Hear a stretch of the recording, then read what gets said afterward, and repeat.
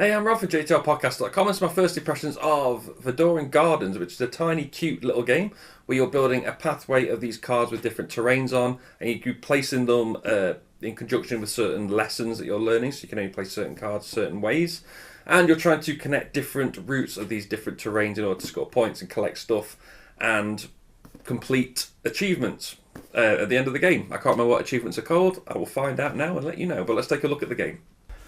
So here is the board. Achievements are called achievements. I should have trusted my gut instinct. Well, here we go. So these are the achievements. You have three laid out. There are a green, a brown and a blue one. There are several to pick from. Each of the three sets of colours are identical. So all the brown ones, all the green ones, all the blue ones are the same, but they all refer to their own individual thing on these tiles. You also have these. These are lessons, and these are going to restrict what you can play in a turn. And then these are the tiles you're going to pick from in order to put them into your play area. So there are 5 cards here because we're set up for a 3-player game, and a player also has 3 of these cards in their hand, so you can see what my hand of cards is there. And you're ready to start. So before the game starts in the first round, you put your token. Everybody has one of the tokens of the player colour. There is also a yellow one if you're playing with the 4th player. And you're going to pick one of the cards in the active row, and the active row in this case is the top row. And players in turn order are going to put their tokens on a card, and that's going to be the card that they take. Then you start from left to right. So in this case, me, the purple player, will go first. And the first thing they do is they take their token and they take their card. And then what they're going to do is going to play a card into their pathway, but it has to follow the lesson. The lesson in this case is this blue, what I'm assuming is water symbol. So you have a look at your cards in your hand, which means I can only play this card because it has the water symbol at the top, and this one as well. And to demo this, I'm just going to scoop these cards aside for now. I'm going to use these cards to show you how you place your tiles because it is important. So obviously this one has to be water. So the first one you place down would be a water tile like that. Then in future turns, when you're placing down extra tiles, you still have to follow the lesson, but you have to put it to the right. You can only overlap the very right-hand column. It has to overlap at least 1 square. And you can never have more than 5 in height. 1, 2, 3, 4, 5. So if you could put that there, I couldn't put that one there next time. I could put it there, I could put it there, I could put it there, for example. And what you're trying to do is create pathways of water. So maybe if I put that one there, I've got all that water there. And then maybe in a future turn I get another card, I could put this one here. 1, 2, 3, 4, 5. So that's fine. I'm creating all this water space. If you see any of these symbols, these are lost items. You take the matching piece. So there is that penguin looking thing. Let me put it under the camera, not under my face. Here is a little spade thing, which is there. And there's also a tiny little doggy thing, which is cute and adorable. So you take those when you get them, and you do them from endgame scoring.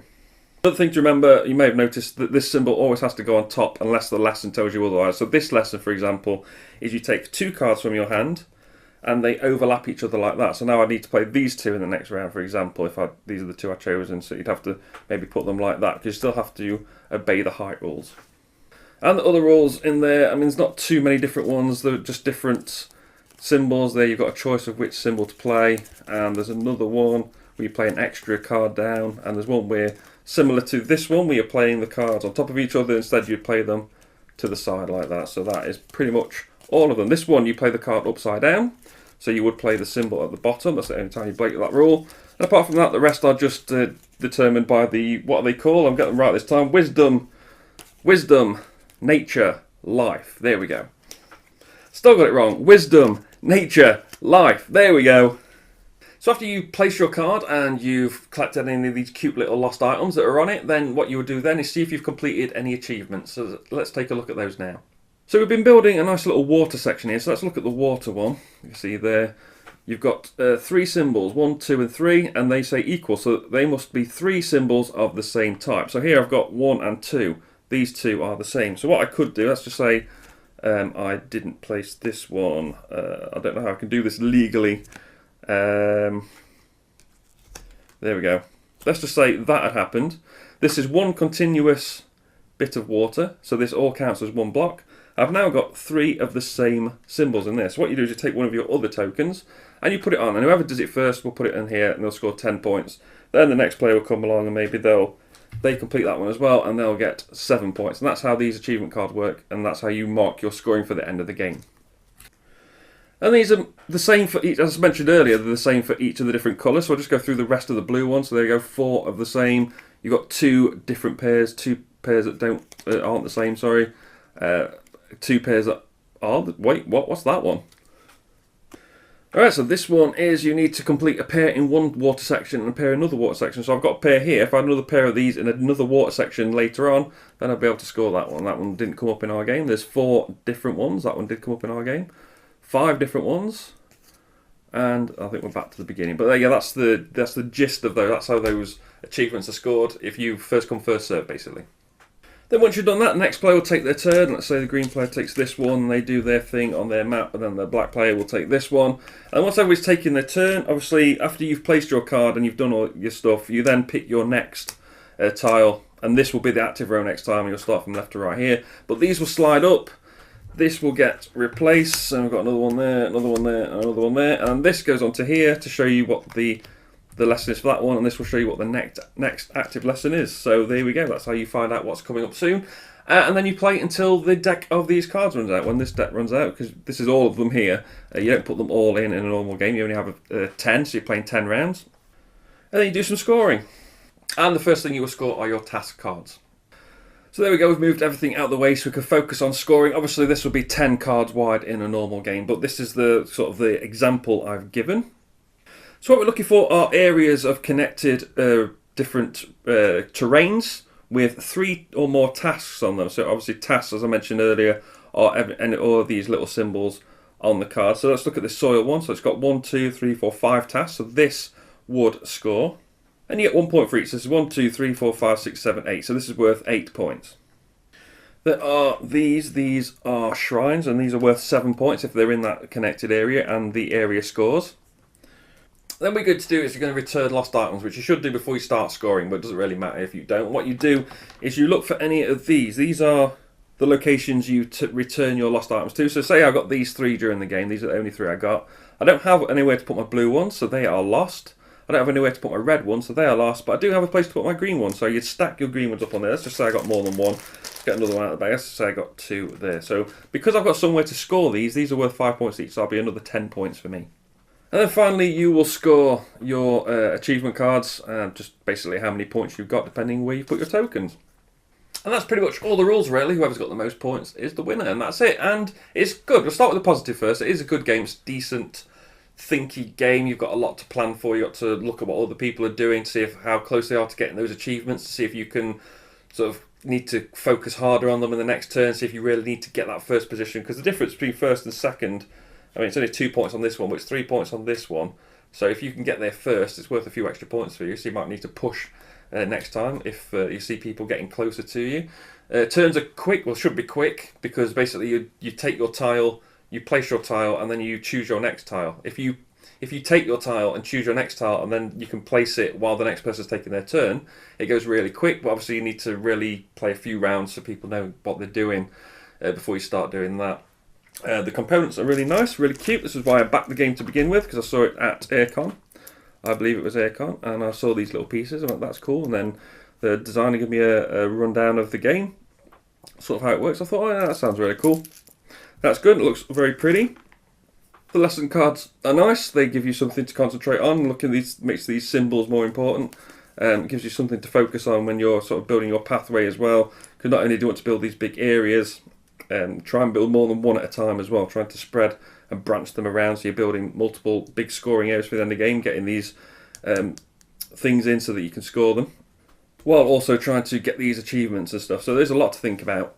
The only thing I don't get is when you're choosing your tiles. So say these are the 4 tiles available to you. I mean, we'll put a 5th one out, just arbitrary 5th, there we go. So there is 5 tiles that you can pick from. When you're picking your tile, so they all have different things. Obviously this one, if I've got a load of these, I might want to get that so I can get it into my pathway. I've got this one here. If I've got a load of these, maybe I want that. Sorry, no, I've got that wrong. It is these, the ones with the 5s. You need those to score. So this one will give you the symbol if it hasn't got the 5 on. If it has got the 5 on, you score 5 points per. Makes sense. Score 5 points per thing. So yeah, I got that wrong. Hopefully, I put a little subtitle underneath it earlier to show you I got that wrong. But yeah, say that's your 5 tiles to pick from. There's no real difference between the ones whichever you need. Yeah, there's no difference. If you're collecting browns, for example, maybe this one's more important, or if you want to collect these symbols, you've already got the shrines for them or whatever they're called, so that you can score them. Maybe you want to collect these two, so maybe these three are more valuable. Maybe you're collecting water and this one's more valuable, and this one's going to make you go first. But depending on the order, I mean, maybe this one's the most viable one for you because you've currently on a big run of brown terrain. So this is the most valuable one to you. It might not be the most valuable one to me because I don't have any brown. So if I took that one, I'd be starting a new brown. So you take that one, you've got that, and now you're first next round as well. So not only do you get the perfect card, you're also first next round. Now it works in King Domino because in King Domino the tiles are numbered. The number 1 tile is just 2 blank grasslands, I think it is. The two most common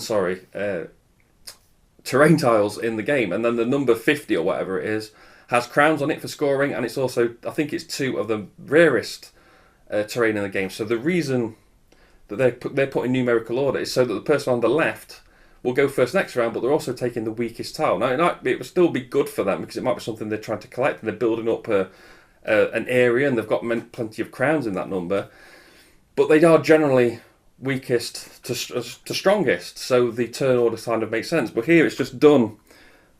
Every single tile is different to each player by a lot, not as much as in King Domino. King Domino is usually really important, but here it was just a case of I need that tile, so I hope I'll go second. Maybe 2 other players will go here, and if I'm lucky I get to go first. I don't know. It was really hard to plan for that. Especially when you could see the next tile, maybe there's a perfect one, maybe it had a strip of blue across the middle. That's exactly what you needed, but you're not gonna be able to get it. Plus you've got cards in your hand, so when you're taking a tile, or a card, sorry, you take that one, you can play any of these 4, so you've always got plenty of options. It's not as difficult, not like I said, I keep going back to King Domino because it's the same most similar game I can think of, so I keep coming back to that. And with that, in King Domino you've only got the 1 tile to pick from. You've got to play it, and this one you've got to play it if you can, and you're restricted by the lesson card, which is cool. But unfortunately, I mean, I could pick any of those and probably one of them was always going to be good, so I never felt sort of pressured to make a good choice because there was always a good choice there. But it's a decent game. I recommend you give it a go. That's just not for me, unfortunately. That is Vadoran Gardens. Remember to like, share and subscribe. You can follow me on Twitter at JTR Podcast to find the blog and the podcast at jtrpodcast.com. I've been Rob, aka JestaThaRogue, and I'll see you soon.